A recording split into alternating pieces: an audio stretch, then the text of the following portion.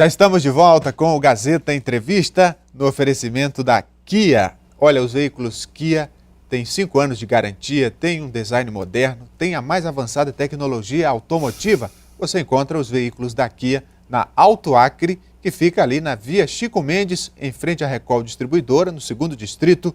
Por isso, eu recomendo que você faça uma visita à Alto Acre para conhecer as novidades e as promoções dos veículos Kia nesse mês de junho. Nesse primeiro bloco do Gazeta Entrevista, eu converso com o presidente estadual do Partido do Socialismo e Liberdade, PSOL, Antônio Rocha.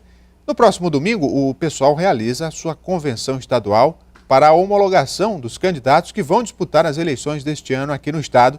E Antônio Rocha nos fala deste assunto. Boa noite, Rocha. Boa noite, Rogério. Boa noite a pessoal de casa. É uma satisfação imensa estar aqui novamente. Você está até um pouco parecido com o Alan Rick, né? Nosso companheiro Alan Rick também, que está entrando na luta. E é uma satisfação imensa estar aqui. Muito obrigado pelo espaço que, diga-se de passagem, a TV Gazeta tem tratado com equidade todas as forças que estão se formando. Então, Rocha, qual a expectativa do partido para mais essa eleição? O pessoal que, apesar de ser um partido com representatividade menor no cenário nacional, mas deixa sempre a sua marca em todas as eleições. Isso, como você já bem frisou, é uma característica do pessoal estar participando do processo nessa luta pela transformação social através da política, e nós vamos ter candidatura majoritária da presidência da República, ao governo do estado do Acre, as chapas proporcionais. E é a característica do pessoal não se eximir de ir para o embate, de ir para a luta, de ir para as discussões. E o pessoal já escolheu os nomes que vão disputar governo, Senado, os nomes para federal, para estadual, aqui no estado? Então, aqui a nossa convenção vai ser agora domingo, né, aqui lá no Espaço VIP, olha o nome do espaço, Espaço VIP, mas ali no Vanderlei Dantas, no final da Getúlio Vargas, domingo a partir das 10 horas da manhã. E lá vão ser homologadas as candidaturas, já tem os nomes, mas os que vão surgindo lá também, a gente vai, a convenção que vai determinar, a convenção que vai deliberar sobre esse assunto. Quem vai ser candidato ao governo e ao Senado? Ao governo, o partido tem indicado o nosso nome mesmo. Ao Senado é o professor, meu aguerrido professor Fortunato Martins, que é professor universitário da Universidade Federal do Acre. E ao Senado, a presidência da República é a Luciana Genro. E no caso, como é que o pessoal está se articulando para enfrentar essa disputa? Porque ela já está bastante polarizada aqui no estado. Nós temos aí 3 candidaturas ao governo, 2 candidaturas ao Senado e uma terceira também buscando espaço. No caso, o pessoal, para entrar nessa disputa, com o que vocês vão contar? Olha, primeiro ponto, o pessoal ele tem se fortalecido muito nesses últimos anos, e principalmente agora depois do levante de junho, pela participação ativa do pessoal no processo desses debates sobre as demandas do Estado, né? E aí o que acontece? Quando a gente chega, o nosso compromisso maior é na defesa das bandeiras de luta que foram levantadas, que chamamos de a Jornada de Junho. Então isso o nosso programa nacional tem frisado isso, e são bandeiras também que nós defendemos e vamos defender. Isso significa dizer que a nossa coligação maior é com a sociedade civil organizada, que vai ter outros partidos em nível nacional, por exemplo, alguns que não têm registro, outros que estão se rebelando contra antigos partidos, que estão nos ajudando.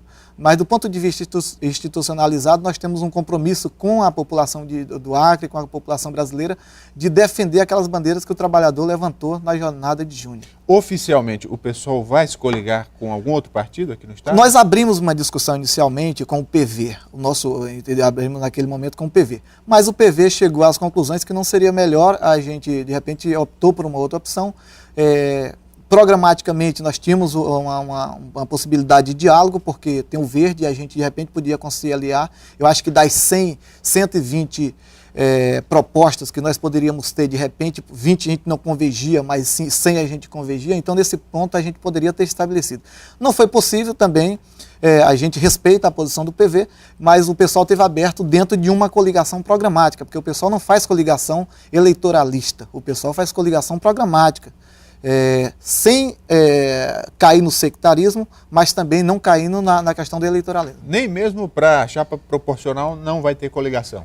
Provavelmente não existe uma discussão que o pessoal está aberto para isso. Mas aqui no estado do Acre, lamentavelmente, e aí com todo respeito pelos outros partidos, mas existe um fisiologismo político muito grande. Você tem algumas frentes que as pessoas vão apoiar A ou B porque vai financiar a sua campanha. O pessoal não vai financiar a campanha de ninguém. Mas vocês não vão se coligar, não é por falta de convite. Não, né? de convite não, de convite não. Temos recebido vários convites, essa questão da proporcional, mas nós entendemos que os programas, primeiro, as três candidaturas que estão postas aí, que você falou, essa polarização, não existe, existe uma falta de polarização, porque eles são antagônicos só do ponto de vista da disputa de governos. E como é que você vê, então, as pesquisas que apontam essa polarização? Olha só, eu acho que a questão como existe uma massificação, a gente entende, eu respeito os órgãos de pesquisa, apesar de tudo, por exemplo, nosso nome nós lançamos, acho que foi o primeiro, fora o pessoal que já estava com a candidatura da Frente Popular, que já era praticamente definida, nós fomos o primeiro partido que lançamos nossa pré-candidatura. Não aparecemos em nenhuma dessas pesquisas. Então, nesse meio, existe o pessoal, por exemplo, que está insatisfeito, que são muitos, tem aqueles que ainda não decidiram nenhuma, pode ver que é de 17%, 14%, chega a 25% dos indecisos aí, se somar com os votos em branco. Então, nesse caso, quem sabe se não está aí o reduto do pessoal. No cenário nacional, como é que o partido vai se comportar? O senador Randolfo Rodrigues, lá do Amapá, ensaiou uma candidatura a presidente, mas aí disse que não recebeu apoio nem mesmo do próprio partido e por isso desistiu. Existe uma contradição em relação a essa afirmação do Randolfo. O Randolfo era o nosso pré-candidato do partido, a maioria do partido indicou o Randolfo para ser, pela atuação dele no Senado, pela coerência política do Randolfo, indicaram que o Randolfo seria o nosso pré-candidato à presidência da República. Só que o povo do Amapá nunca foi não achava interessante esse processo, porque o Randolfo faz falta no processo de atuação no Amapá. Defendiu, inclusive, a questão de uma candidatura ao governo do Amapá. E aí o que aconteceu? O Randolph teve que fazer uma reflexão, conversou com a direção do partido e optou, porque nós tínhamos os nomes fantásticos. A Luciana Genro, que vai ser que é a nossa candidata à presidência da República, é um nome fantástico de fundação do PSOL, de coerência política, e está aí na luta, incorpora essa jornada de junho, incorpora as bandeiras que foram levantadas. E aí o que acontece? E o Randolph precisa fazer esse processo de participação dele lá no Amapá, porque sabe que lá é o reduto sarneísta, e lá está muito complicado porque é uma luta difícil. Inclusive foi o único lugar que o pessoal abriu para que tivesse uma possível coligação, inclusive com o pessoal do Capiberibe, que tem enfrentado esse processo lá contra o sarneísmo, que é muito nocivo para a nação. Mas há uma expectativa de, por exemplo, o pessoal fazer pelo menos algum deputado federal nessas eleições, ou um novo senador, como fez o Randolph? Olha, a gente tem várias expectativas. Nós tivemos, por exemplo, em Pernambuco, nós tivemos o nosso vereador de lá, que na época fez com a chapa mínima, ele tirou 13.500 votos. Teve gente que se elegeu com 4.000. Então hoje provavelmente sai deputados. Nós temos, inicialmente, nós elegemos para vereador na campanha anterior a essa, que antecedeu essa última, nós tínhamos lá uma representatividade mínima, chegamos a 49 vereadores, temos 10 deputados estaduais, 3 federais, então o pessoal mais que dobrou o número de parlamentares atuando sempre dessa forma. Porque, por exemplo, para a Câmara Federal, o partido que consegue eleger deputados aumenta as verbas do fundo partidário, aumenta o tempo de televisão. Aliás, qual é o tempo de televisão do pessoal aqui no Acre? Então, é muito restrito, é muito reduzido o tempo de TV, é muito baixo, a idade em torno de, eu espero que dê uns 2 minutos e pouco aí, né? O que acontece? Isso é uma coisa que vem pela questão da desigualdade, a forma como está traçado o processo eleitoral, essa questão ela é muito perverso. Do ponto de vista de quem se propõe a fazer política, sem as negociatas, sem fazer da política um balcão de negociatas, um balcão de negócios, né? E aí o que acontece? Isso implica realmente tempo demais para uns e para outros não. Isso é uma defesa nossa que tem uma reforma política em relação a isso. Sobre reforma política é um tema controverso que eu acho que só vai acontecer quando vier do povo. Por exemplo, o projeto de lei da ficha limpa só aconteceu porque veio do povo, milhões de assinaturas, e aí os deputados e senadores tiveram que votar. Como é que o senhor vê essa questão da reforma política? A reforma política ela é indispensável para o país. O arcabouço político foi montado para beneficiar algumas elites. E aí, tanto é que a sobrevivência das pessoas que obtêm mandato é de uma resistência incrível e também de uma força muito grande de centralização, de centralidade em torno de algumas candidaturas, dessa força popular. Porque se não for, não vem. Agora, o que é que eu quero te dizer? Nós defendemos, primeiro ponto, nenhum governo vai governar pelo povo. Se o governo não tiver essa habilidade para lidar e respeitar o povo e aprender a governar com o povo, dificilmente a gente vai ter alguns avanços. Isso é uma das nossas propostas. O pessoal ele defende a questão da reforma política com a ampliação da participação popular. Nós prezamos, e isso é um dos motivos das nossas candidaturas, pela participação direta da sociedade. Que existam outras formas de participação, outras formas de participação na política da sociedade, para além de ir lá só votar e depois esquecer tudo. É com o tamanho e a força que o pessoal tem diante desse cenário, né, de guerra, que é uma eleição, como é que o pessoal vai se articular, por exemplo, a candidatura ao governo, para visitar os municípios? Isso envolve custos financeiros, com transporte, com logística, enfim.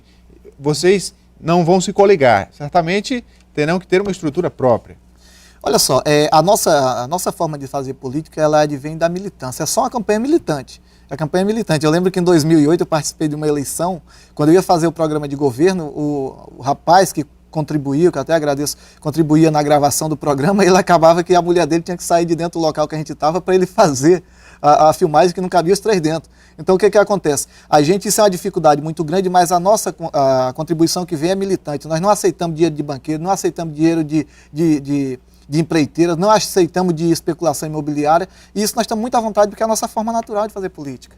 Se não der para chegar, nós não vamos chegar lá, mas assim, no local. Mas com certeza não vamos chegar lá com dinheiro advindo de fontes suspeitas. Muito bem, conversei com Antônio Rocha, presidente estadual do Partido Socialismo e Liberdade, o pessoal que no próximo domingo realiza a sua convenção para homologar as candidaturas que vão disputar as eleições deste ano. Muito obrigado, Rocha. Olha, eu te agradeço, queria muito convidar todos os rio-branquenses, o pessoal que vive no Acre, para participar lá da nossa convenção. Vamos fazer uma coisa bem alegre, bem tranquila. Não vamos ter ônibus, não vamos pagar ônibus para levar a gente dos bairros, como muitos vão fazer, mas o pessoal que for lá, com certeza, é pelo amor à camisa e à vontade essa sede de mudança que nós estamos esperando. Muito bem, o Gazeta Entrevista dá uma paradinha, a gente volta daqui a pouco, depois do intervalo. Não saia daí.